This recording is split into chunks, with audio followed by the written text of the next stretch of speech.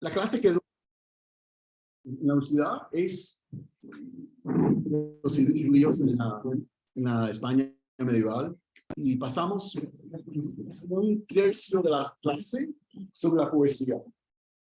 Dunash, Shmuel Nagid, Moshe Ben Ezra, obviamente Ben Gabirol y Halevi. Siempre terminamos con Halevi y es algo que algunos llegan a la clase y dicen, yo quiero una clase de historia. ¿Qué es esto? ¿Qué es esta poesía?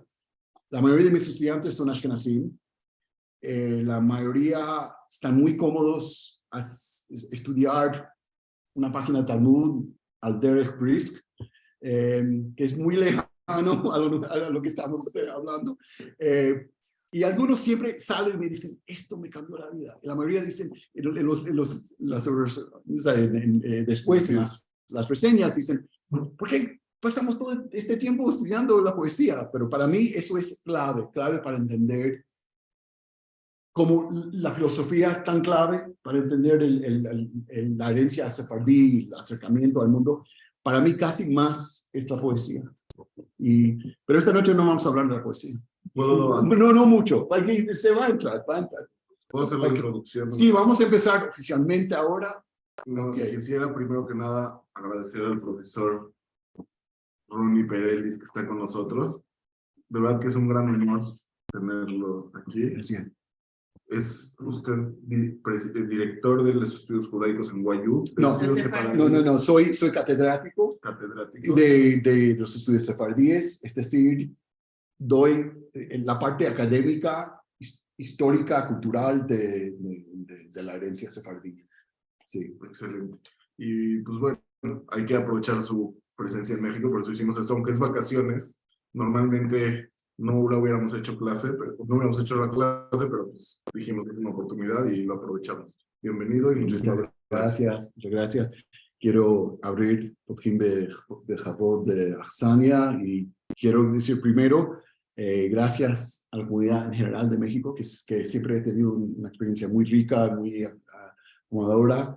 Mis padres venían en los años 80 a trabajar, tenían negocios aquí y siempre regresaban con mucha alegría. Siempre le encantaba México y eso entró a la cocina nuestra, que mi mamá es una gran cocinera y siempre pienso que quizás eso, de ahí nació mi amor a este gran país. Pero en particular quiero decir que cuando yo vi esto de Ibn Sfarad, que no tenía idea que era Mijal conectada, yo conozco la familia de Mijal de hace muchos años, yo dije, esto es algo muy especial. Esto no es cualquier cosa, esto es serio, esto es innovativo y esto es algo que yo siento en mi corazón que es esencial para nosotros ahora, que nosotros, los que quieren venir, pero en particular, gracias a Dios, tenemos un judaísmo por todo el mundo, obviamente muchos judíos yéndose, olvidándose de la Torá, pero tantos que están regresando, están muy comprometidos, pero en ese camino a veces nos olvidamos de muchas cosas, porque no se puede saber todo, no se puede acordarse de todo. Entonces, este grupo que está intentando regresar a unas raíces que son tan esenciales para todos. Y yo siempre digo, como estaba comentando, la mayoría de mis estudiantes son Ashkenazim. Y para ellos esto le cambia la vista. Ven que la Torah es mucho más amplia de lo que pensaba. Y para los sefardín, ¿se acuerdan? Ay, mira, tengo una herencia tan rica, tan brillosa, lúcida, y hay mucho más que aprender de lo que yo pensaba. Entonces, esta noche vamos a hablar de una comunidad única, con una historia muy particular y muy interesante, que otra vez yo pienso que puede servir quizás como un modelo hasta cierto punto. También se puede aprender de sus errores quizás, o las limitaciones.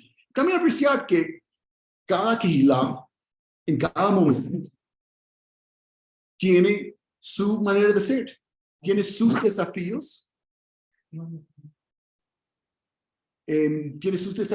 y tiene su manera de solucionarlo y enfrentarse con ellas. Sí, esta noche, vamos a ver, tenemos el PowerPoint aquí.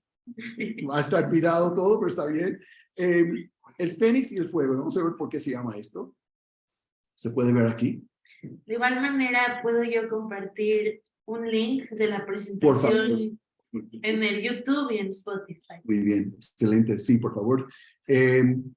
Y aquí tenemos, ¿qué ven? Ustedes que están aquí, ¿qué ven? Pues un fénix. Un fénix. Fénix. ¿Qué más ven? ¿Qué más ven? Una moneda, eso. No, es en unido, ¿no? ¿Ese? No, es fuego. Surgiendo del fuego. Fuego. Bueno, con letras latinas, Mica Moja, Neve Shalom. Ok, muy bien. Entonces tenemos un símbolo. ¿De dónde viene el fénix? La mitología, ¿no? Es un símbolo muy interesante porque se encuentra en casi, no todas, pero en muchas culturas. Obviamente la griega lo tiene, que tiene orígenes más al este, en la India, pero también existe en nuestra tradición. Hazal habla del fénix. ¿Dónde? En el Talmud y también después hablan a veces de eso, pero esta comunidad, esto funcionó como el primer símbolo de la comunidad de Ámsterdam, que fue formada por judíos que fueron forzados a convertirse al catolicismo en masa, vamos a hablar de eso, en Portugal en 1497, 5 años después de la expulsión de España, y que por lo general vivieron como católicos por 100 años, hasta llegar a Ámsterdam en el siglo XVI. Y ahí se olvidan del catolicismo y abrazan al judaísmo y se transforman como este fénix del fuego. Imagínate esa imagen de fuego cuando estamos hablando de gente que vivieron con inquisición, acto de fe y martirios. Y entonces tenemos, y Neve Shalom fue uno de los primeros quilot que había en Ámsterdam. Ok, eso es la introducción, vamos a ver. Ok, y aquí ves cómo se encontró en una publicación. ¿Alguien puede leerlo? Segunda parte de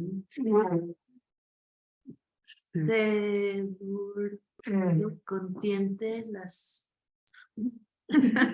Pascuas de Pesach. Una parte de Sidur contiene las Pascuas de Pesach, Shavuot, Sukkot, ok, con todas las cosas, y en ellas se suele decir en casa y en la sinagoga. Y aquí dice quién lo hizo, Isaac Franco, y la fecha. Okay. Y eso fue la primera vez que se encuentra en Ámsterdam el uso de este símbolo, pero se continúa usándolo muchas veces. Ok, empezamos aquí. ¿Dónde estamos? España, Sefarad. Sí, esto es para otra clase, quizás todo un semestre. Y quisiera decir primero que mis clases, las clases de la escuela graduada de Revel, de YU, están en línea. Y invitamos también a auditores, oyentes que quieren venir, pero para que sepan, pueden pasar todo un semestre estudiando esto. Pero España, Sefarad, obviamente los judíos tienen raíces muy profundas en este lugar. En la palabra sefardí, el uso de la palabra sefardí, ¿de dónde viene? ¿De qué pasó?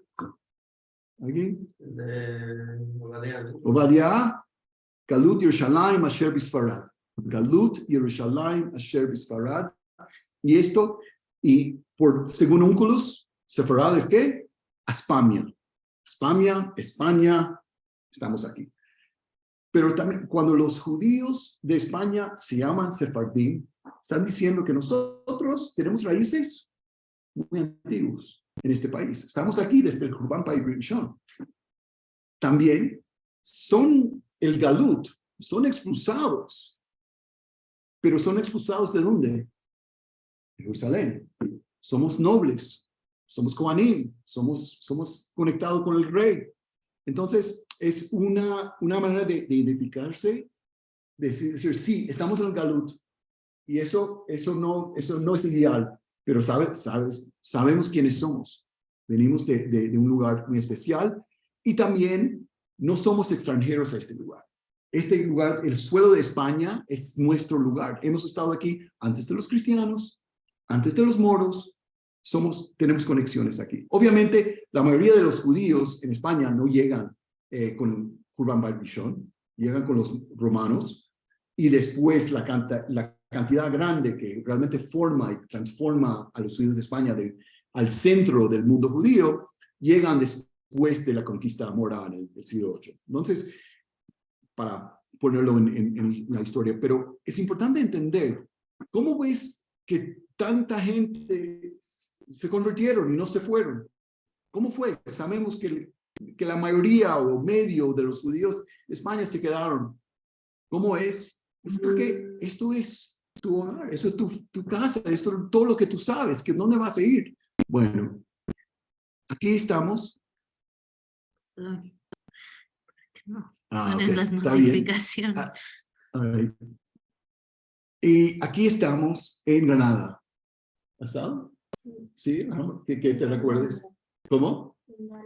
Sí, ¿qué te acuerdas de ese lugar? Sí, sí. Y este patio se llama el Patio de los Leones y es uno de los lugares más bellos arquitectónicamente del palacio. ¿Por qué estoy enseñándote esto? ¿Qué tiene que ver? Tiene que ver primero que este palacio y este lugar de Granada fue llamado en el tiempo de los árabes el Granat al-Yehud, Granada de los judíos, porque habían tantos judíos aquí, era un lugar muy importante. Pensamos en Shmuel Nagid, pensamos en Moshe Ibn Ezra y muchos más. Esto era el hogar de Dios, un centro muy importante de los judíos. También es esencial para nuestro cuento. Vamos a ver por qué. ¿Conocen este señor? Santiago Matamoros. Ish Shem Kemohu. Este es el patrón santo de España del punto de vista de la reconquista.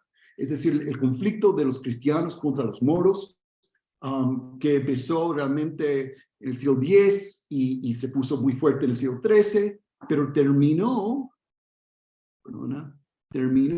en el 1492, cuando Granada, el último reino de los moros, fue conquistado por los cristianos. En el segundo día de enero de 1492, Boabdil, el último rey, entregó la llave de Granada a los reyes católicos y se terminó el conflicto con los moros, más o menos, y empezó un momento de cambio. ¿Ya no eran almohades en ese entonces? No, eso fue ya mucho antes. Sí, es otra cosa que es muy importante, pero no para nuestro cuento. Pero es, en cierto punto, la experiencia con los almohades tiene un modelo, puede ser como un modelo hasta cierto punto, pero realmente es difícil y vamos a hablar por qué. Sí, mira, si hay una pregunta, párame, por eso estamos en una situación íntima, ¿no? Entonces, aquí termina una etapa que es de siglos de pelea religiosa con los musulmanes, y ahora los reyes católicos, sentados aquí en la Alhambra, pueden pensar en muchas cosas. Ya están libres. Y una de las cosas que deciden es la expulsión. Otra cosa, más conocida para la mayoría de la gente, es que contrataron a un marinero llamado Colón. En esa época no se sabía que eso iba a ser todo lo que iba a ser. Entonces, eso era el Davar Katan. El Davar Gadol fue la expulsión de los Yehudim. ¿Y por qué fue la expulsión? Sugiero que leen el edicto para entenderlo, para ver por lo menos la justificación por parte de los reyes católicos.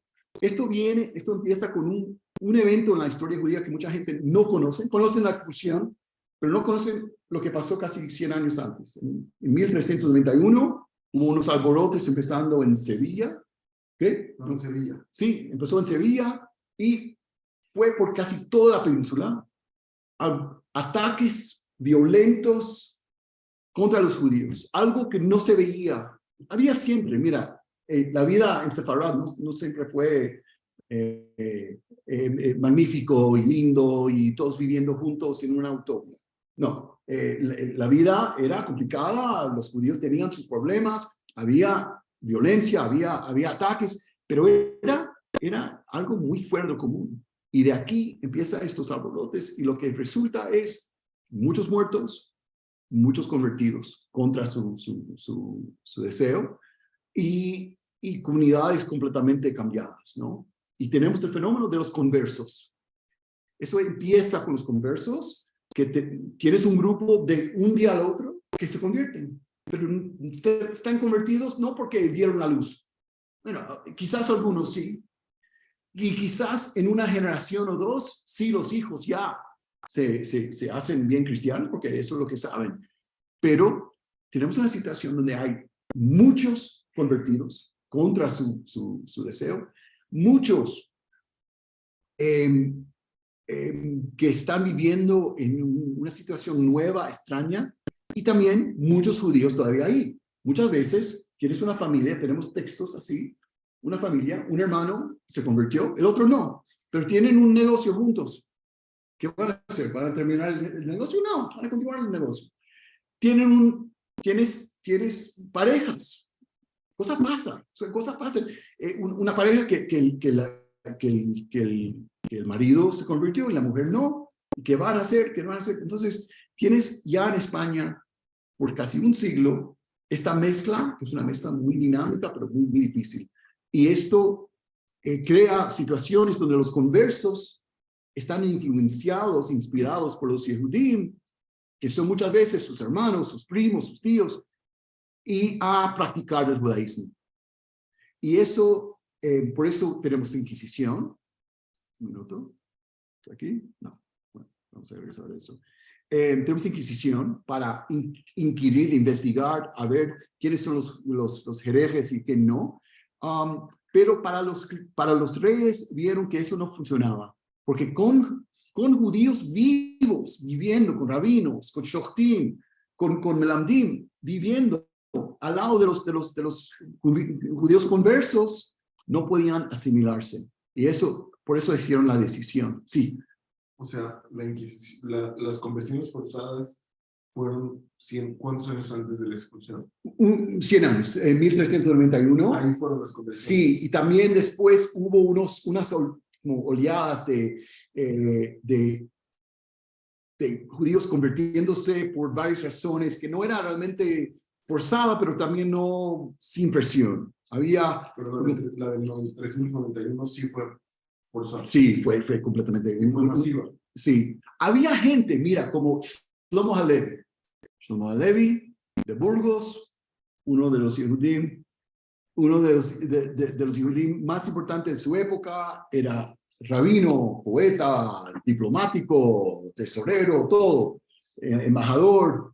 Él sí, antes de los alborotes, él decidió convertirse, y porque él vio la luz, según él. Y su hijo también, y él se hizo el arzobispo. El arzobispo Pablo de Santa María. Shlomo Levi se convierte de Levi a otro tipo de sacerdote, y se forma y se hace, él dice eso en un poema, en hebreo, obviamente, que él cambió ser Levi por ser Cohen, ¿no? Y entonces había gente así, pero eran muy pocos. La mayoría de eso fue forzado y fue de un caos y una violencia no pensado, ¿sabe? No tenía presidencia. Y entonces habían problemas sociales. Algunos se convirtieron. Esto, de hecho, no son Yehudim, pueden ver qué son, qué tipo de gente son, quizás, pueden ver. Esto viene de la Catedral de Granada, después de la conquista de Granada. Si ven, es un poco difícil verlo, pero son... Es un bautizo, pero no es sé un bautizo, son musulmanas. Mujeres musulmanas que tienen el hijab, que están convirtiéndose. Pero obviamente... Ok, otra cosa. La confusión. Vamos a saltar eso para ahora. Según los cristianos viejos, como se llamaban, como se jactaban, estos conversos no eran realmente cristianos. Sí, porque los negocios no cambiaron de un día al otro. Si estabas envuelto en algo judío, de comercio, algo así, y tienes tus socios que son tu hermano, tu primo, tu cuñado, y ahora todos ustedes, o algunos se quedaron judíos, algunos se convirtieron, ¿qué son? ¿Qué son? Y también, ¿cómo se casan? Se casan otra vez, entre conversos. Un converso quiere que su hija se casa con el socio de negocio de él. Entonces, otro converso. Entonces, según los cristianos viejos, esta gente son distintos. Esta gente no son realmente cristianos. No podemos realmente tener confianza en ellos. Otra cosa, hay eventos que ven, hay episodios que encuentran estos conversos manteniendo el judaísmo, manteniendo la Torá. No estoy diciendo que viven una vida halágica completamente en su casa, en secreto, pero hacen seder con su primo, quizás un hijo, lo hacen después del bautismo, hacen brit milá, cosas así, y la Inquisición investiga y saca hechos así. Todo eso llega a crear una mania con los cristianos viejos para llamar a los conversos cristianos nuevos, es decir, realmente no como nosotros, y que uno para entrar en casi todas las cosas de poder que son de la élite, universidades, en capillas especiales, hermandades que eran muy importantes para llegar a un nivel social alto, tenían que mostrar esto, limpieza de sangre. ¿Qué es limpieza de sangre? Que no tiene sangre judía. Hijos. O moro. Y esto, mira esto es un libro de genealogía de este señor que tenía que probar su pureza de sangre o limpieza de sangre. ¿Y en qué fecha? 722. Muchos años después de la expulsión. Este es algo que se mantuvo en España por muchos siglos. La gente tenía que mostrar que no tenían eso. Si leen al Quijote, lo van a ver, porque Sancho Panza, que era, ¿sabe?, un rústico, él se jactaba que, no hay posibilidad que tengo sangre judía. ¿Por qué? Porque los judíos no son del campo, no son analfabetos del campo. Los judíos, es decir, los conversos, son gente urbana, gente con educación, gente de comercio. El estereotipo judío no es el Sancho Panza analfabeto chistoso, ¿no?, del cuento. Pero él puede jactarse, pero no tengo sangre pura, ¿no? Aquí se lee el Quijote en la secundaria, No. ¿no?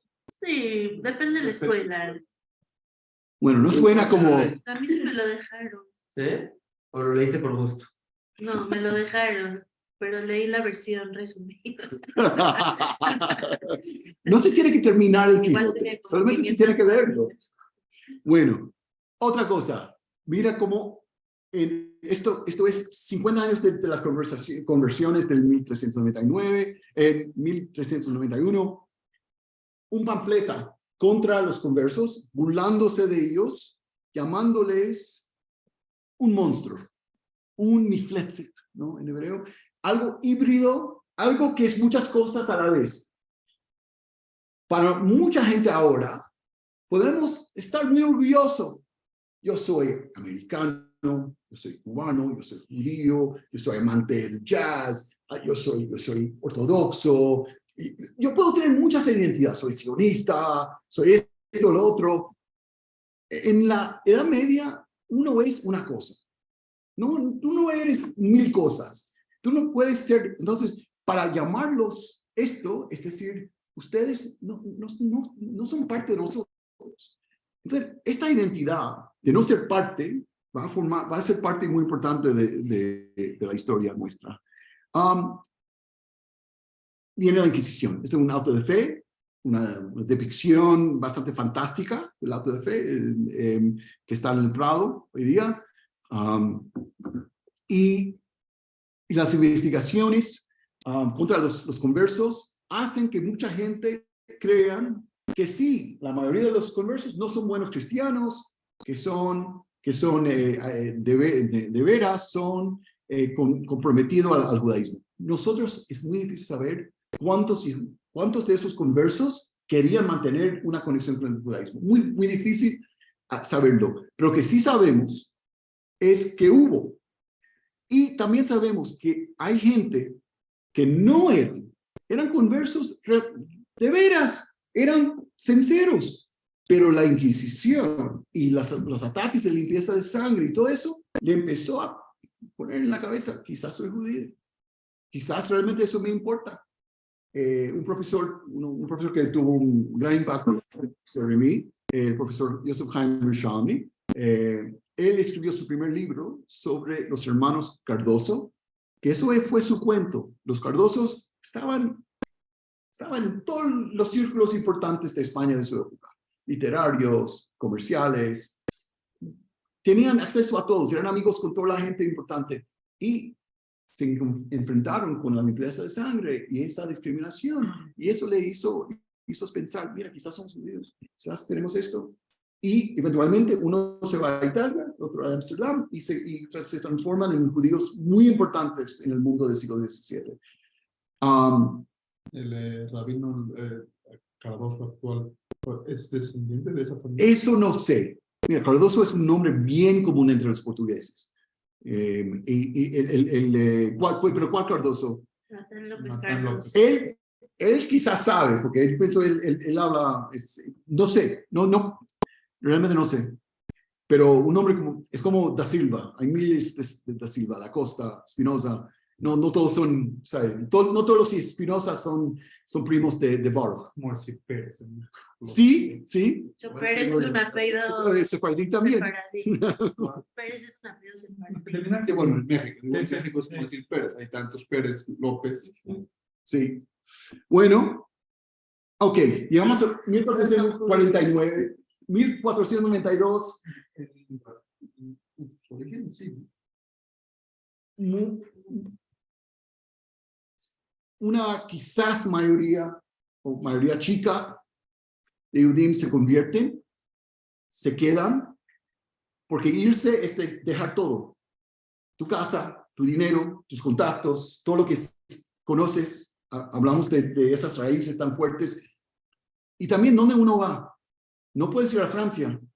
Francia ya votó sus judíos. Inglaterra votó sus judíos. Los votaron antes que España. Sí, 200 años antes. Entonces, ¿dónde vas a ir? Ya la mayoría de los judíos ya no hablan árabe. Ya no son árabe hablantes. Entonces, los judíos que están en Francia, Inglaterra, ¿a dónde van? Algunos van a España, por ejemplo, el Rosh, ¿no? El Rosh viene de Alemania a Toledo, Rabino Asher. Van a Italia, muchos Ashkenazim se van a Italia, aunque habían Ashkenazim antes en Italia también. En la Polonia, ¿no? Y a Polonia. Entonces, esas comunidades, Polonia abrió las puertas porque necesitaba gente como los judíos para trabajar en algo. Y bueno, eso es otra cosa, pero sí, se van al este y se van a Italia por lo general. ¿En Italia no hubo nada de expulsión? Italia no era Italia. Italia es miles de lugarcitos que cada príncipe decide lo que quiere. Algunos quieren judíos, algunos no. Algunos lo quieren, lo votan, lo traen de vuelta. Italia es una historia fascinante de los judíos porque tienen raíces ahí muy profundas. pero es muy particular al lugar y cambia mucho. Entonces, se puede llegar a Italia, de España, pero es difícil, tienes que ponerte en un bote y tienes que esperar que el capitán no te vende como esclavo en Marruecos o en Tunisia, que eso era muy común. Y también tienes que esperar que el bote no, que el barco no se hunde. Puedes ir a Marruecos, pero ya no sabes árabe. Eso fue hace 300 años, 200 años. En la mayoría, ¿quién te va a acoger en Marruecos? Bueno, algunos sabemos que, gracias a Dios, Marruecos era un lugar muy importante para los sefardí, pero era difícil, no era fácil llegar ahí. Era complicado, era limitado las opciones. Entonces, pero los judíos llegan a Italia, de Italia al Imperio Otomano, y todos sabemos lo resto, ¿no? Por quiénes somos. Pero el grupo más grande que se fue, que decidió no convertirse, decidió dejar todo, las casas, los bienes, las conexiones, fueron a Portugal. Y en una descripción muy bella, escrito por un antisemita de la época, dijo, mira, los Yehudim ayudaron uno al otro, los ricos pagando la entrada para los pobres, que es algo que hasta hoy día me mueve mucho, porque tenían que pagar mucho para entrar a Portugal, pero Portugal les invitó, porque Portugal en esa época, antes de Colón, estaba expandiendo su comercio global con África, intentando llegar a la India, y en unos 50 años, Brasil obviamente se pone importante, pero en esa época no. Y necesitaba gente comerciante que podían entrar en esa clase de comerciantes en Portugal. Recibe a los judíos, pero hay un problema. En unos años, el rey de Portugal quiere casarse con la hija de Isabela y Fernando. Y ella dice, yo no voy a mudarme a un país con herejes y peores. Entonces, él no puede perder sus judíos. Intenta, hace cosas parísimas. Toma niños, los bautizan, y para ver si los padres van a convertirse, para imbuyarlos a convertir. Cosas terribles. Al final, convirtió a todos los judíos de Portugal. Hay un libro como hace 5 años de François Sawyer, un historiador increíble que trata esto de lo mejor, porque es un cuento muy confuso, muy complicado, fascinante. Pero ¿cómo fue?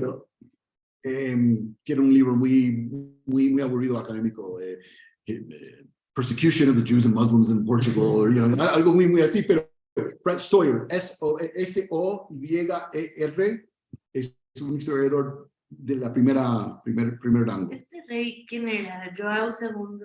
O... Siempre te voy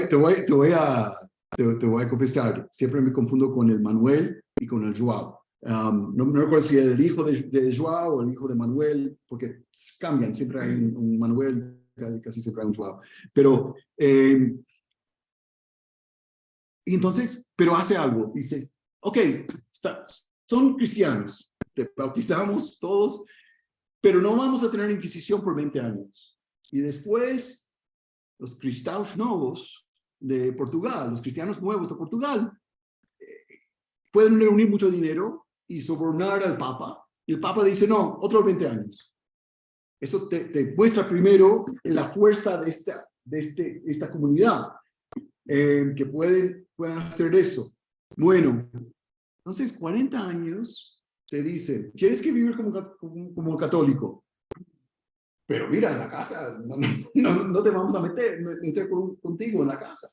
Tú vas a hacer en la casa lo que haces. Bueno, no le dicen eso, pero ellos saben que pueden hacerlo. Entonces, es Portugal realmente en donde el criptojudaísmo realmente se transforma, se desarrolla. Porque tienes una situación de Yehudim que ya ellos decidieron dejar todo para el judaísmo. Es decir, no importa, fueron forzados. Y después tenían esta época de no tener problemas, de no tener investigación. Pero ¿qué pasa? Mira, la mayoría de la gente, según lo que vemos, Haolam y Minhagot Holech, ¿no? Ellos, después de 2 generaciones, se hacen cristianos. Pero son cristianos extraños. Son cristianos que forman un grupo especial en la sociedad. Cuando uno ve un comerciante portugués, es decir, que era judío. Era hombre de nación. ¿Cómo se llamaba? De Nassau, la nación. Es decir, no importa que yo no cuido nada judío ya. Que yo tengo un hijo que es monje, yo tengo una hija que es monja, yo voy a la misa y no me cuido de nada judaísmo, pero todos los demás me ven y saben que soy judío. Que todo lo que hago, soy judío. Entonces, hay una identidad de judaísmo sin la religión, pero también, paralelo, hay muchos que sí están cuidando, y sabemos eso. Sabemos que hay judíos que en secreto y cuando pueden, cuidan lo que pueden. ¿Cómo sabemos? Porque constantemente hay judíos saliendo de Portugal, llegando a Marruecos, llegando a Italia, llegando a Portugal, llegando a Eretz HaKodesh, a Israel, y regresando. ¿Por qué están regresando? ¿Por qué no tienen que hacerlo? También llegan a Italia, donde pueden vivir como católicos, que la mayoría de los portugueses conversos llegan a Italia y viven como católicos. No como, pueden ir a Ferrara, ser judío, pueden ir a Venecia, ser judío, pero deciden mantenerse como católicos. Pero también tenemos muchos que llegan a Italia y se quitan el hábito del catolicismo y regresan al judaísmo. Entonces sabemos que era importante para esta gente. Si se regresan al judaísmo, ¿merecen la pena de muerte? Pueden, si eso fue un problema. En España, por seguro. En Portugal, por seguro. En Italia, como dije, era complicado porque los príncipes en cada lugar, cada ciudadcita, decidieron lo que querían. Entonces, si quieren tener judíos para razones de Estado, lo dejan y no dejan que la iglesia se mete con ellos. Pero a veces hay un papa que es más activista y sí, había problemas en Ancona. Eso fue un cuento, lo que saben, no sé si saben de Doña Gracia. Sí. La señora, ¿cómo se llamaba? Estaba envuelto con eso de Ancona, que hubo investigaciones de conversos. Pero por lo general, Italia no le importaba. Y mira, si uno llega a Turquía, no hay problema, obviamente. También muchos se fueron a los Países Bajos, porque los Países Bajos, los Países Bajos eran parte del Imperio Habsburgo, es decir, español, y podían tener esas conexiones que conocían, tenían conexiones con el mundo ibérico, pero la Inquisición ahí no trabajaba mucho. Y entonces podían vivir, mantenerse más o menos sin problemas y también poco a poco sacar su dinero y sacar sus negocios y moverlos ahí a Antwerp en particular, en Amberes. ¿Qué porcentaje se convirtieron en Portugal y qué porcentaje se quedó? En Portugal todos, porque fue forzado. No, pero, bueno, explica. O sea que cuando se fueron a Italia, a otros lugares, ¿se quedaron siendo cristianos o regresaron a ser judíos? Eso es muy difícil saber. Lo que sí sabemos es, por ejemplo, en Grecia hay 4 sinagogas. Tudescos, es decir, Ashkenazim, ¿sí? Había italianos, eran de siempre, y 2 españoles, florentinos y levantinos. Así era el término. Los que eran sefardín que huyeron y llegaron a Turquía, y de Turquía llegaban a Venecia por razones de negocio y se quedaron allí. Y los levantinos, perdón, los ponentinos, los occidentales, que eran portugueses, que se convirtieron y llegaron a Venecia y querían no vivir como un católico sin problemas en Italia, querían vivir como judío en el gueto. Imagínate. Entonces estamos hablando de Italia. Italia. O sea, en Italia estaban 2 de Sefaradín. Sí. Venecia. Venecia en particular. Y un lugar como Livorno. Livorno, Irvine de Israel, otra, era completamente portugueses, casi todos recién convertidos. Eran conversos hace una generación. Y otra vez, llegan a un lugar donde ser católico es mucho más lucrativo, mucho más fácil, y deciden hacerse yehudí y vivir como yehudí y practicar todo eso. Entonces, yo no tenemos idea de números, es muy difícil saberlo. También sabemos, quiero decir esto, que hubo muchos que vivían con esa identidad de portugués, cristiano nuevo, que no querían hacer nada del judaísmo. En Roma en particular, había un grupo de banqueros muy importantes que le interesaba mucho el asunto de los otros nuevos cristianos, pero no interesaba nada con el judaísmo, aunque podían dejar todo, pero eran ya católicos y no le importaba. Tenían esa identidad étnica, quizás se puede decir, no usar algo tan moderno, pero sí. ¿Los de la sinagoga levantina habían árabes de antaño de toda la vida o todos venían de España? Eran casi todos sefarditas. Obviamente iban a ser algunos, mira, muchos de los romaniotes, conocen sí, la tradición romaniota, que estaban en las islas griegas antes de los sefardín. Ellos tenían muchas conexiones con Italia. Entonces, puede ser que los italianos se identificaban. Entonces, ¿a quién nos conocemos los levantinos? Los levantinos eran judíos que llegaron a Salónica, llegaron a Izmir. Expulsados de España, se fueron a... Y después de 100 años, por razones de economía y no sé qué, llegan a Venecia y viven ahí. Y tienen una experiencia muy distinta. Mira, imagínate, los que llegan a Portugal son gente que hace poco eran completamente cristianos en la vida, en la manera de ser, en todo eso, ¿no? Los judíos turcos, o sea, que vienen de Izmir, de Estambul, de Salónica, eran gente que nunca pasaron por eso, casi nadie. Habían, Sus padres pasaron por ahí. y quizás muchos de ellos decidieron irse de España en vez de convertirse, entonces muchos no tenían ni eso. Eran judíos toda su vida de generaciones, es muy distinto. Por eso tenían esas dos sinagogas distintas y mantenían una distancia. En Livorno habían estos judíos portugueses que tenían conexiones de comercio con judíos en Tunisia, en el norte de África, por la distancia y las conexiones. Pero eso es algo que no sé mucho, no he visto mucha evidencia de, es decir, sirios pero es difícil saber, hay tanto movimiento en esa época.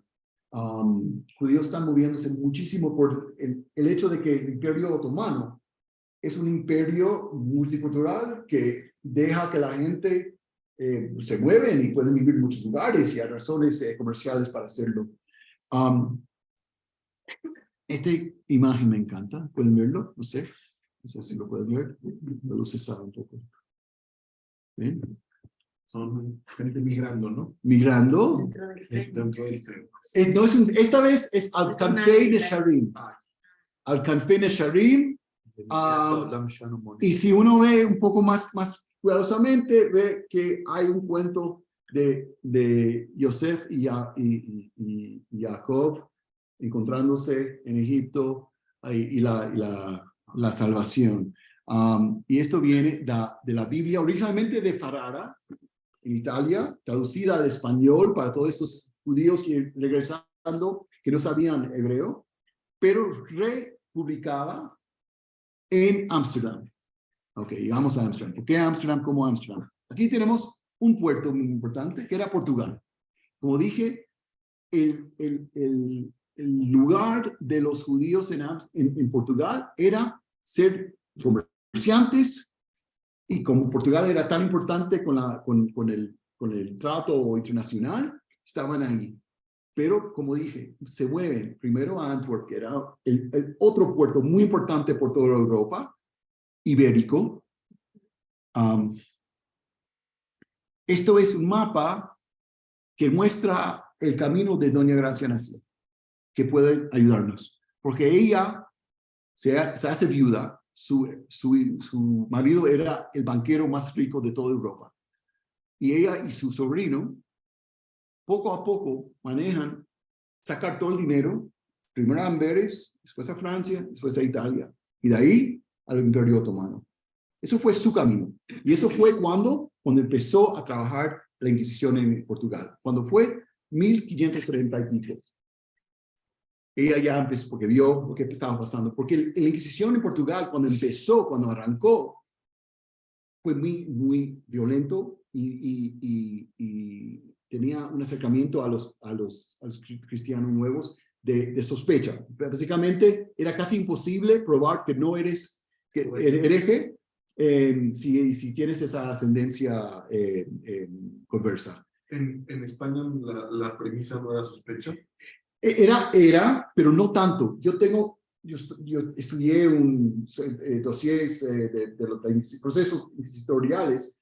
En Portugal, cuando te ponen el nombre, te ponen que eres cristiano nuevo. En cada página, cada vez que se dice el nombre, se dice cristiano nuevo, porque trataron distintamente a los cristianos nuevos más que los viejos.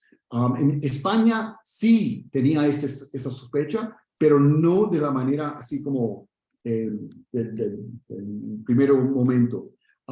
También ya en 1530 y pico, los conversos en España ya se asimilaban o se fueron, o había otros desafíos religiosos.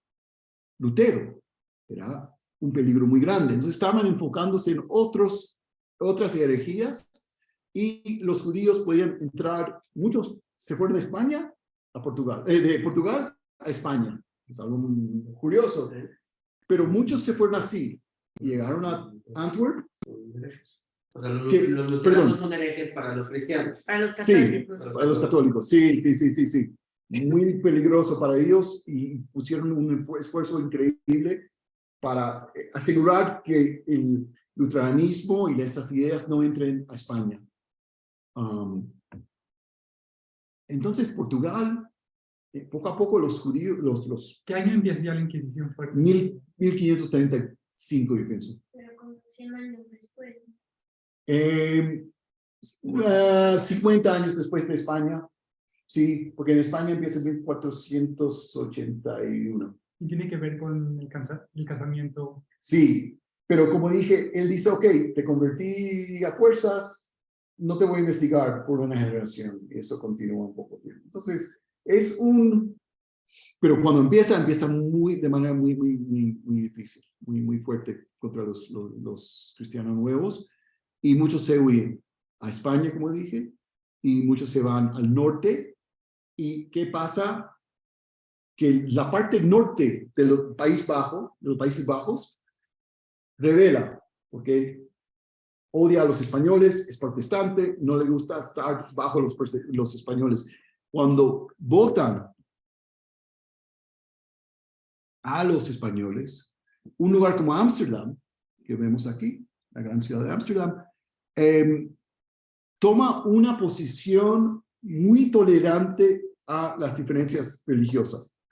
No completamente. Por ejemplo, los católicos no le iban tan bien bajo los calvinistas protestantes de Ámsterdam, pero nadie iba a estar investigado, nadie iba a estar penitenciado, matado por ser otra cosa. La iglesia calvinista era la iglesia oficial, todos los demás tenían que respetarlo, pero no se iban a meter a la vida personal. Cada uno hace lo que hace, y por eso Ámsterdam se transforma en un lugar, si tú puedes ser útil, es decir, hacer dinero y no haces problemas, puedes vivir aquí en paz. Sí. No, o sea, hasta hubieron historias de piratas judíos que trabajaban para el reino de los, o sea, Los holandeses. Para los holandeses, Uh-huh. porque les traían mucho dinero a la corona holandesa. Sí, pero sí, hay cuentos, sí, que es Salomón Palache y eso, un cuento muy complicado e interesante, alguien que jugó muchos papeles en su vida, pero ni tienes que ir ahí, porque la idea es estos cristianos nuevos llegan a Ámsterdam y dejan de ser católicos poco a poco, de manera muy cuidadosa, y se declaran judíos abiertamente. Nunca hubo judíos en Ámsterdam. Holanda nunca tenía comunidad judía. Había en Alemania, había en Francia, pero nunca ahí. Porque realmente no había nada aquí. Ámsterdam es un lugar creado de la nada. Y no tiene recursos naturales. Viven del negocio. Viven del mar. Viven del negocio internacional. Y en eso, de Portugal a Antwerp, llegan ahí. Como fueron aceptados, y tienen un lugar.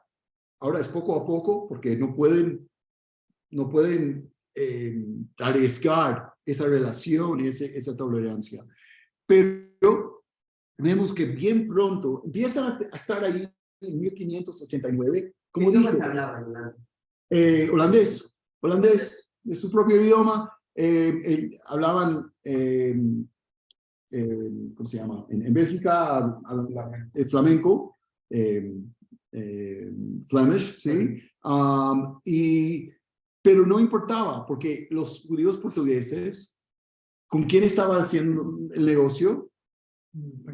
Con españoles y portugueses, muchas veces familia.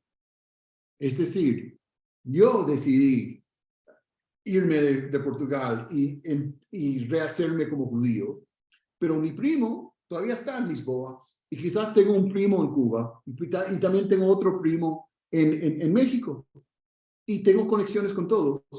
Y así los holandeses que estaban en guerra con los españoles podían aprovechar de esas conexiones ibéricas que tenían estos judíos muy extraños, ¿no? Que eran, como hablamos de antes, muchas cosas a la vez.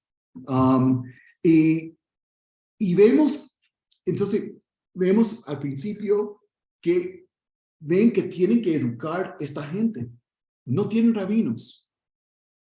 Perdieron todas sus tradiciones. No tenían libros judíos en Portugal. No tenían rabinos en Portugal. No tenían Moelim, no tenían Shochtim, no tenían nada. Empezaron con un rabino alemán que vino y les empezó a enseñar, y después trajeron rabinos de Marruecos, y poco a poco otros del mundo sefardí. Y algunos que no eran sefardíes, pero entendían los sefardí, como Saul Levi Morteira. Saul Levi Morteira, uno de los grandes jajamín de la Halajá, era italiano ashkenazí, pero se entendió con los portugueses y era un rabino en las comunidades portuguesas de Ámsterdam. Y otros sefardim que no eran de esta experiencia portuguesa. Por ejemplo, Sasportas. Jacob Sasportas, otra vez, uno de los gigantes de la Halajá, era de Orán, de Tunisia española, y era de no sé cuántas generaciones de Dayanim de Sfarad. O sea, una persona que tenía, y él llega aquí, imagínate, con esta gente que ayer estaba viviendo como católicos, pero él sabía español y podía entenderse con ellos, y tenían también muchas peleas con ellos, es todo otro cuento, pero ellos lo trajeron para que sea su maestro. Sí, y también realmente empezar un proyecto de educación a la gente que no sabía. Y por eso había una explosión de libros en traducción, también libros de explicación. Aquí tenemos Orden de los 5 ayunos, hecho en Ámsterdam. Ahora, algo interesante, mira la fecha. 1728. 24. Ok, estamos hablando casi, ¿cuántos años después de la conversión? ¿Cuántos años después como estamos hablando, 120 años después del establecimiento de este Keilah? Y todavía llegan. Hasta el final del siglo XVIII llegan de Portugal, llegan de España, llegan de Francia, y tienen que estar educados. Aquí ves. Pero Francia era cristiana en esa época. Era cristiana y no dejaban a judíos, pero en el sur de Francia, en unos lugares, no molestaban, era como un secreto abierto, como dicen en inglés. No sé si es una palabra una expresión aquí, un open secret. Es decir, sabían todos que estos portugueses, banqueros y comerciantes, todos sabían que eran judíos, porque solamente se casaban entre ellos, hacían cosas extrañas en el sábado, pero llegaban también a la iglesia el domingo. Y esa gente, a cierto punto, muchos de ellos llegaron a Londres o llegaron a Ámsterdam. Bueno, ¿qué ven aquí? ¿Pueden ver? Hombre. ¿Sí? ¿Ok? Está en hebreo y está en español. ¿Ok? ¿Quiénes han estado en Ámsterdam? ¿Alguien? ¿Sí? ¿Llegaste a la sinagoga? ¿Ok? Yo recé en Shabbat. Sí, impresionante, ¿no? Es un lugar muy especial. Esto fue construido en el 1674, es decir, 70 años después de que se organizó la comunidad. Ya tenían una sinagoga en el 1630 y pico, pero llegaron a como un momento de grandeza y de riqueza en esa época. ¿De dónde viene el dinero para esto? El comercio. El comercio internacional. Y se ve en cosas particulares del edificio. La madera del Heijal viene de Brasil, donado por un comerciante que tiene intereses en Brasil. No podían hacer esto sin la parte que jugaban, el papel que hacían en el comercio internacional. Y ese comercio internacional era parte de esta comunidad extraña, complicada, híbrida, de gente aquí viviendo completamente como judíos, muy cuidadosos de todo, con gente en su familia, en su red comercial, muchas veces primos, hermanos, cuñados, lo que sea, que son católicos, o viviendo como católicos, depende. Aquí es otra imagen de Ámsterdam. Esto es importante porque esto es una imagen hecha por un cristiano. Mi maestro, Yossi Kaplan, él escribió un artículo buenísimo hablando de perspectivas gentiles sobre la sinagoga. Y él habla de que hay gente que escribe, llegué a Ámsterdam a tiempo para ver a los restos de los judíos el sábado en su sinagoga, porque no había judíos en Europa, fuera de Italia y Polonia, y en Alemania en algunos lugares, pero eran pobres y chicos y lugares, nunca veían gente vestida de manera europea, que hablaban idiomas, que tenían dinero, que eran gente como decían ellos mismos, que tienen un bon judismo, un judaísmo bueno, que es decir, un judaísmo culto, y tenían una sinagoga impresionante también. No está escondida, está en el centro, lo ven, está en una parte de la ciudad muy importante, está abierta, gente viene. ¿Cuál es la sinagoga, perdón? Primero, porque me voy a confundir, es aquí. Y esta es de los Ashkenazim. Como después de Khmelnytsky, en los ataques de Tach de 1648, hubo una oleada de refugiados a Ámsterdam, Ashkenazim, y ellos formaban su propia comunidad ya en esa época. ¿Qué, perdón? En 1648, Tach Khmelnytsky. De todo, de Ucrania, en Polonia, y también, poco a poco, también llegaban gente de esas comunidades en Alemania que eran chicas, llegaron ahí, también a Hamburgo, porque eso es lo que pasó. En Ámsterdam, fueron a otras ciudades de Holanda, y llegaron a Londres, porque Londres era protestante y quería meterse en este mundo comercial, y invitó a judíos llegar. También llegaron a Hamburgo y poco a poco tenían como una red, pero esa red, es una pintura es una red internacional. Aquí vemos algo. ¿Cómo estamos con el tiempo? De Rembrandt, ¿no? Sí, esto es un dibujo del rabino Menashe Ben Israel, hecho por Rembrandt, un vecino. Rembrandt vivía en la parte judía. ¿Cuántos rabinos de la época se hicieron un retrato con Rembrandt? También Sasportas, tenemos un retrato de Sasportas bellísimo, bellísimo. Esto fue para un libro sobre las profecías hecho por Menachem Ben Israel, también hecho por Rembrandt. También el de ¿Sasportas o...? No, eso fue Menachem Ben Israel. Sí, Menachem Ben Israel escribió, eso fue La Piedra Gloriosa, que es un texto sobre las profecías del final del mundo. Aquí regresamos al Fénix. Sí. Ok, quiero terminar con... Sí. Fue... O sea, ¿se convirtió al cristianismo y regresó o siempre? Él llegó, ok, eso es interesante, sí, regresar aquí. Él llegó a Amsterdam como niño, muy pequeño. Sus padres huyeron de Portugal y se regresaron al judaísmo cuando él era niño. Menachem Ben Israel, y también vamos a ver otro rabino importante, Aboab, eran los primeros rabinos criados y formados en la yeshiva de Israel de Amsterdam. Porque antes solamente tenían gente de afuera que venía, pero ellos fueron los primeros en una línea muy importante de rabinos de esa comunidad, no de afuera, como Aboab, como Meldola, como Isaac Nieto. Todos ellos ya se formaron ahí. Exactamente, estudiaban ahí. ¿Quién era el rabino? ¿Portas? Bueno, hay esas portas, hay Morteira,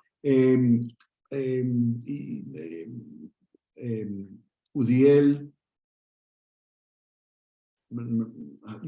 Halevi, algunos otros que venían también de Turquía. Entonces vinieron de muchos lugares, pero eventualmente tenía una yeshiva que podía producir esto. Tenemos 4 minutos, 5 minutos. ¿Cómo estamos? No. Yo sé que es tarde, no quiero... Sí, 5 días. Ok, muy bien. Una cosa, para ellos cuando hicieron la sinagoga, no era solamente para hacer una sinagoga, hacer algo práctico, querían declarar algo, mostrar algo a su comunidad y al mundo. ¿Qué es esto? ¿Qué es esto? Bueno, miren. Templo de Salomón. Esto fue un tema caliente en esa época. Había un rabino, también criado en Ámsterdam, Yehuda León Templo fue su apodo. Yehuda León fue obsesionado con el templo. Hizo un libro muy importante, también hizo muchos otros libros muy importantes, un comentario lingüístico sobre los Tehilim, muy importante y fascinante. Hizo una traducción parcial de la Mishnah al latín para gentiles, cristianos en su época. Pero la cosa por lo cual está más conocido es el templo. Estudió todos los textos, todos los escritos de los rabinos, de los estudiados sobre el templo. Hizo un modelo. ¿Alguien escuchó de esto? El modelo de él sobre el templo que tenía en su casa. Era como una destinación turística. Hasta que el Bamad, los gerentes de la sinagoga, le censuraron. Dijo, mira, estás dejando Goim venir ahí y pagarte en Shabbat. No está bien. Y le pusieron en harem hasta que pagara eso. Sí, era como realmente un Disney World, ¿no? La gente, porque los vecinos protestantes también se fascinaban con este asunto de la Biblia, del templo, esto. Entonces tenía gente que le interesaba, pero los Yehudim estaba muy interesado en esto, y esto influenció la construcción de la sinagoga. La sinagoga portuguesa... ¿Sinagoga en qué? Es portugués, pero como la mayoría de ellos siempre se llaman españoles portugueses. Aún hoy, si uno va a Sheraton Israel de Nueva York, que es the Spanish Portuguese Synagogue. El Mikveh Israel, la mía, cuando vivía en Filadelfia, que todavía tengo una conexión del corazón a ella, it's a Spanish Portuguese Synagogue of Philadelphia. ¿Qué tipo de eso es? sea, como... Es sefardí, pero más, con menos, ¿cómo decir? Menos kishut, Adorno. menos adorno. También, Y y con eso tonadas que suenan como iglesia, ¿no? ese es el, Bueno, así es la de el- Londres. ¿Cómo? La de Londres Sí. se escucha como... A veces, depende quién es el Hazán. A veces tienes un Hazán que sus raíces, como el rabino cuando yo iba, el rabino Albert Gabay, era de Egipto. Entonces, él era muy fiel con la tradición, pero como es de Egipto, Se llama Camim. sí, un poquito se metía. Pero depende de dónde y cuál, pero si tiene, según los musicológicos, tiene su mayor conexión con la tradición musical marroquí. Y eso ellos pueden explicarte, yo no, pero a veces lo oigo y yo digo, sí, lo veo, pero ¿Inclusive la de Londres? ¿O... sí, en su raíz, también sí. Y, por ejemplo, ellos sacaron todas las referencias cabalísticas del siglo. No tienen nada, porque ellos, como empecé a decir aquí, estaban obsesionados con el templo. Tenían muchas ideas mesiánicas. Pasaron por una trauma increíble. Una comunidad que todos saben que ellos o sus abuelos o sus tíos, todos eran católicos, llegan aquí, se transforman. Y cuando Shatai Tzvi viene, Ámsterdam fue uno de los lugares que apoyó a Shatai Tzvi, lo más de todo el mundo judío. Y cuando se cayó, ellos tenían otra trauma. Los rabinos entraron y dijeron, no dicen Baruch Shmei de Mara Alma. Depende de la comunidad. Kabbalat Shabbat es muy entroncado. Sí, sacaron mucho de eso. Y es muy curioso, porque uno va y uno espera verlo y no está. Obviamente todos los otros hacen esto, pero eso es el estilo de español-portugués. También tiene un énfasis muy grande en el decoro, la elegancia, parcialmente porque saben que hay goyim mirándoles, hay goyim que llegan. Por eso lo que los Takanot dicen, no se puede fajarse en la sinagoga, no se puede escupir en el piso, no se puede hacer esto, no se puede hacer lo otro. Tienes que escribir, y si uno va, yo recuerdo, la primera vez que yo vine era un día muy caliente y no vine con chaqueta, nada. Cuando me vieron, me trajeron una chaqueta. Y yo dije, no, está bien, no, vas a ponerte la chaqueta, porque no, tienes que tener el buen judesmo, ¿no? Tienes que tener ese sentido de honra, en el sentido del siglo de oro, de orgullo y también de elegancia, que es muy importante, parcialmente porque los Goyim se ven y también porque eso es como ellos se recuerdan, Galut Yerushalayim Asher Besfarad. No somos cualquiera. Sí somos expulsados, hemos tenido una tragedias, pero somos Galut Yerushalayim. Somos especiales, tenemos esta nobleza, y eso es muy importante. Y lo que querían hacer es una sinagoga que evocaba el templo. Y aquí mira lo que hacen. Cuando lo dedican, hacen 7 días de dedicaciones. Reúnen todos los sermones hechos cada día en un panfleta, y aquí es la introducción del panfleta. ¿Alguien quiere leerlo? Yo lo puedo. ¿Usted lo tiene? Bueno. Sí, que leo a partir de a publicar. Pero está en portugués. Tenemos perdón. Lo puedo leer, pero... Intenta, portuñol está bien. Estamos bien con el portuñol. Si quieres intentar, si no, yo lo voy a intentar. No, mejor. Publican. Ok, bueno, básicamente dice, ¿cuándo fue el primer Shabbat que usaron esto? Shabbat Nahamu. Shabbat Nahamu. Okay, simbólicamente estamos en un territorio muy importante. Con la seguridad que permitía a modestia de nuestra catividad. ¿Ok? Está diciendo, no tiene sentido casi que nosotros tenemos esta sinagoga tan bella, tan hermosa, que estamos en la cautividad. entramos con los sefarim, con las ceremonias, que fue acostumbrado, rodeando la sinagoga, acompañada con antorchas, con incendio de luces, con coro de música, con célebres instrumentos y con letras tan divinas. Para llegar al, tenían 8 días de fiestas, siempre con la misma solemnidad, acompañado cada día con un sermón de los ingenios más doctos de la congregación, que solamente estos aquí ofrezco, porque van a publicar todos los sermones. Y dice así, te aseguro, mi lector, que más pareció estos días de Pascuas con libertad en el templo que fiestas en la cautividad en una sinagoga. Es decir, esta inauguración es como, es Ki'ilu.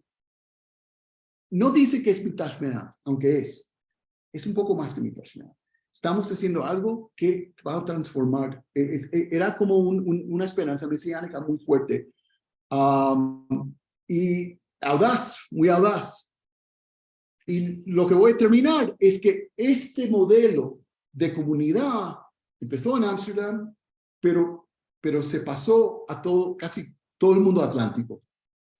Aquí es la sinagoga de Bevis Marks en Londres, pintado por un judío de Jamaica, ¿sí? Méndez Belisario, uno de los grandes pintores de Jamaica, no judío, o sea, no lo piensan como judío, celebran Méndez Belisario como uno de los grandes pintores de Jamaica.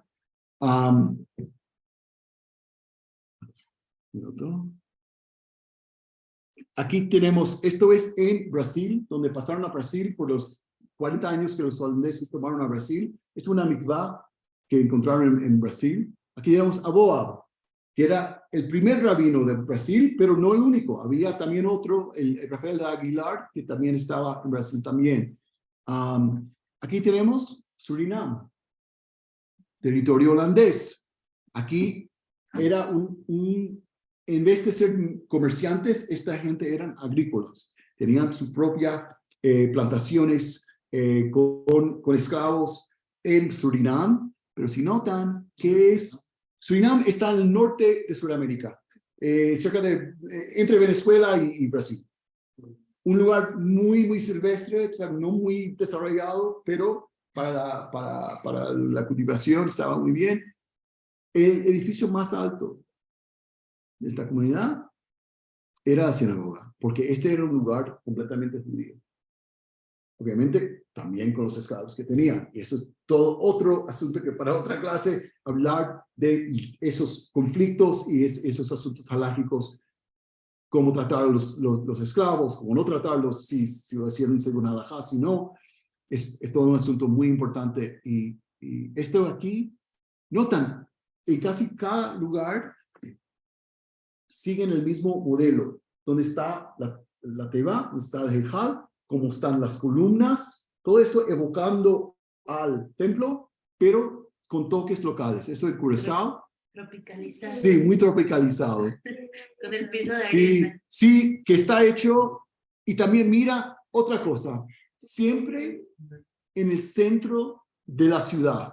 No están escondidos. Este mapa de Curazao, nota, el Jodekirke. Sí, en holandés, la iglesia de los judíos. Aquí está la sinagoga de Charleston, también fundada por Sefardim. Si notan, casi todos los lugares donde están son puertos y son lugares donde el comercio internacional.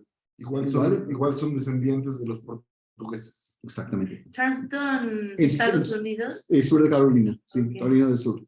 Ajá, pintado por un artista sefardí, Carballo. Carballo fue artista en Estados Unidos en el medio del siglo XIX. Fue 2 o 3 veces al oeste de Estados Unidos, pintó estos, ¿cómo se dice? Landscape. Paisajes. Paisajes bellísimos del oeste de los Estados Unidos, pero era un judío sefardita que se casó con esta bella doncella sefardita que se llama Sara de Solis, que era de Nueva York, del siglo XIX, de una familia portuguesa que fue a Ámsterdam, de Ámsterdam a los Estados Unidos, o realmente a las colonias que después se hicieron los Estados Unidos, y se casó. Y él pintó este retrato de su novia. Es decir, que es una comunidad que tenía estas conexiones internacionales, pero con esta historia muy particular. Y ya que llegas al siglo XIX, ves que la comunidad se mezcla con los otros judíos. Esta ketubá, ¿lo ves? Es una ketubá de Nueva York, que tienes un Peixoto y un Franks, que es alemán, judío alemán. Un casamiento de una familia ashkenazí, una familia sefardita, se unen y se ven los testigos, uno es sefardí, otro es alemán. Pero lo interesante en los Estados Unidos, estas sinagogas, aunque ya finales del siglo XIX, la mayoría son ashkenazim, pero siguen el rito y los minhagim de los sefardí hasta hoy día. Por lo menos en Nueva York, en Filadelfia, en Montreal. En estas sinagogas. Sí, si uno va a Sheretz Israel, Nueva York, que es una sinagoga muy bella, vas a ver que la mayoría de la gente son ashkenazim. Y han sido ashkenazim por mucho, pero siguen el rito sefardí. ¿Y por qué? Porque el minhag, así, ellos fundaron la sinagoga, ellos decidieron que es así, si quieres ser parte. Y los rabinos siguen siendo sefaradí, ¿o no? Hasta hoy día. El rabino de ahora es el rabino Soloveitchik, que obviamente con ese apellido no es Sat. Pero sigue el minhag.